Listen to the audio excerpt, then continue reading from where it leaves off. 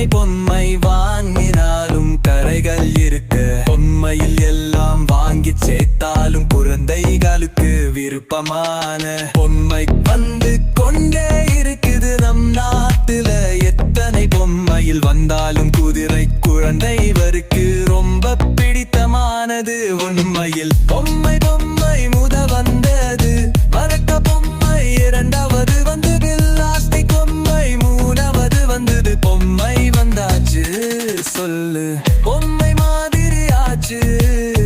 உலகம் எங்கும் போயாச்சு, குழந்தைகள் சந்தோஷமாச்சு. உலகம் முன்னை போயாச்சு, பொம்மை போட்டு விடு, குழந்தைகள் இன்பம் உண்டு. உலகம் உன்னை சுற்றுது, நல்ல நாளும் நல்ல நாளு.